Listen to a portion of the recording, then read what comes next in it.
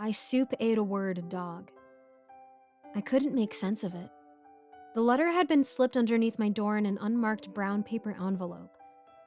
I had no idea who it was from or what it meant. Inside the envelope in blue crayon, the message was haphazardly scrawled across an unsophisticated sheet of colored card. It possessed a curiously infantile quality and exuded an eerie feeling that took hold of me, and only grew stronger as I read and reread the letter. As I sat there turning it over in my mind, my phone rang, freeing me from my trance. It was an unregistered number. I hesitated for a moment before answering. "Hello?" I said. "I soup ate a word dog," whispered the voice on the other end. Those very same words that had been encircling my thoughts since they were slid underneath my doorframe were now being spoken aloud, down a telephone line and directly into my ear. "Who is this?" I asked. "What do you mean? What do you want from me?" But there was no reply, only static. "Don't phone me again," I said and hung up, putting my phone in Do Not Disturb mode for good measure.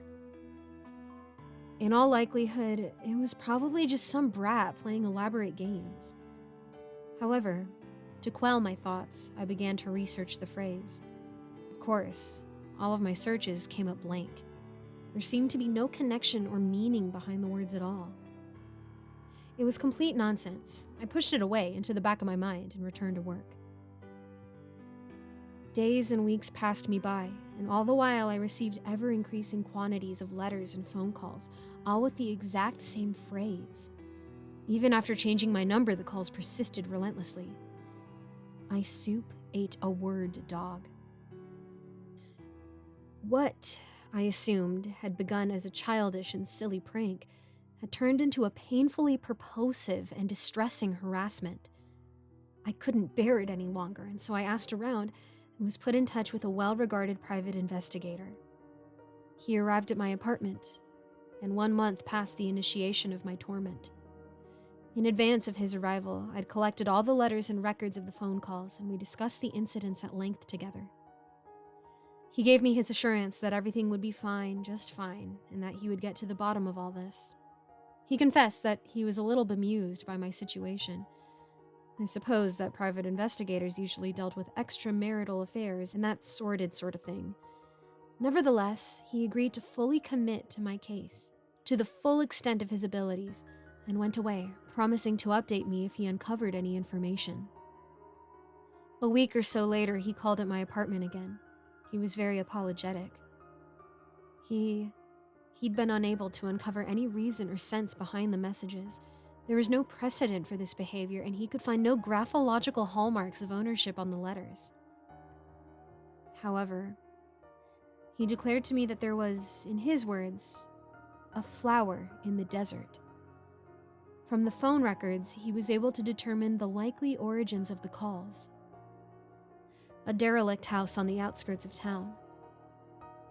I thanked him for his time, paid him for his services, and returned to my thoughts. I simply couldn't comprehend why any of this was happening, and what on earth it all had to do with some disused house. To me, it didn't seem like a flower. It just seemed to be another sour note in the repetitive and disorienting melody that had been plaguing me for the last month and a half.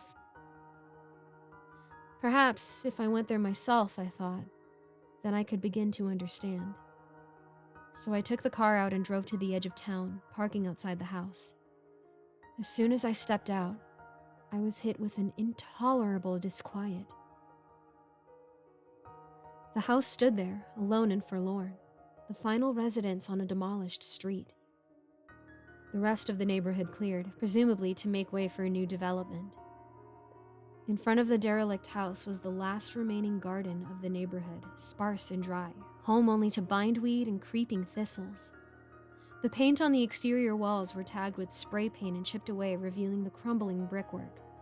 All the windows long shattered and loose off their hinges, creaking and banging softly against their frames.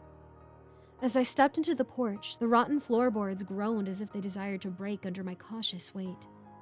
The walls inside were buckling and peeling, and with each step I dislodged plaster and dust from the ceiling which came tumbling down in crumpling clumps. As I moved further down the building, I caught glimpses of other rooms with their musty-aged furniture and shattered picture frames coated in dust. This house belonged only to time now. I searched the building and found nothing but cobwebs.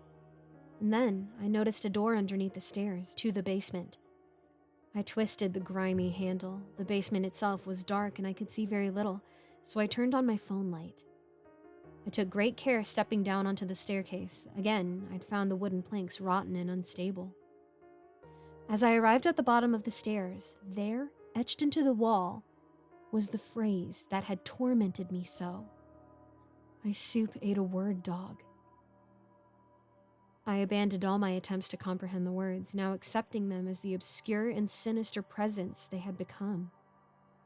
Standing there, consumed by that cryptic manifestation, I heard a dragging sound. Turning, I found myself confronted by the umbra of a figure.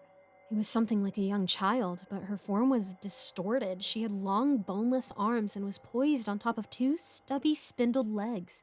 She lumbered toward me, half falling, half walking. She whispered those senseless words. This creature surely was the source of my persecution. "I soup ate a word, dog," she whispered again, emphasizing each word with terrible and peculiar inflections. There was no mistaking it. The voice from the phone calls belonged to her. This was the pernicious being that had tormented me so, sending me those senseless letters and making those relentless phone calls. But why? What had I done to attract her ire?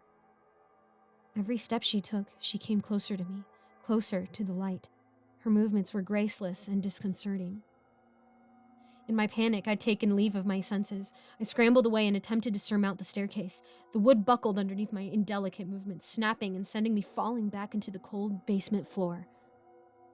She raised one of her lithe, boneless arms, and with a remarkable strength, she took hold of my shirt and threw me back to the wall, pounding me against the etched phrase. She held me there, suspended against the basement wall, and whispered into my ear, each syllable colored with erratic emphasis. "I soup ate a word, dog. I soup, I soup," all the while maintaining her hold of me, keeping me fixed in place. I whimpered like a dog. There was nothing for me to say, no reasoning with this creature, and I was no match for her unwieldy force. She held me there with ease, one arm pinning me mid-air against the wall, all the while busying herself with something in the corner of the room. Eventually, she turned back and began to struggle towards me on her spinning top legs.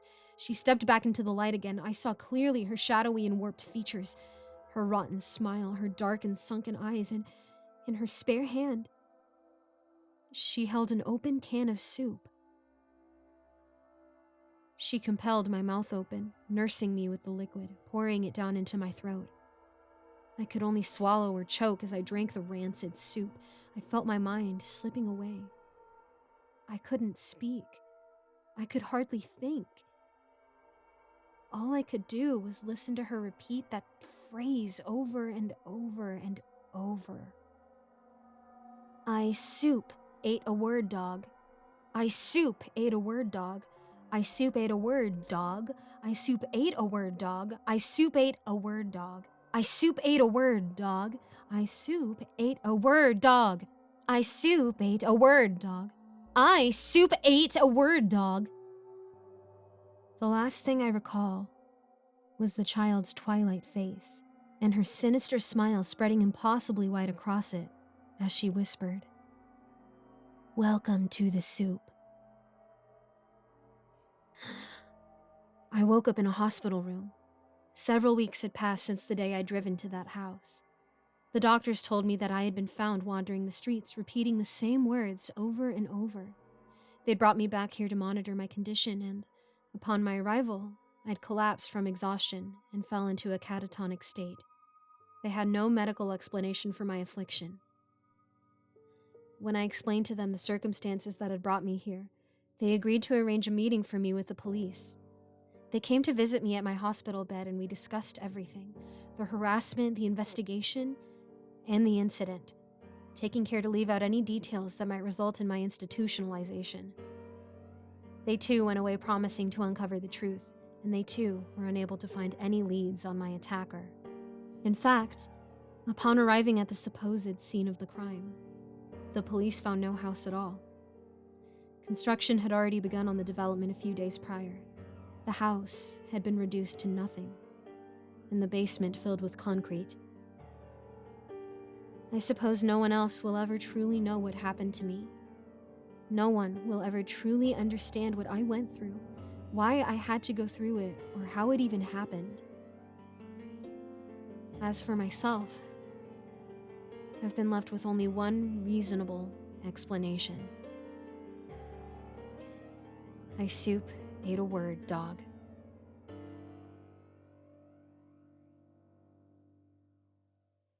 Hi everyone, it's me, Michelle Renee, but you can call me Giggles.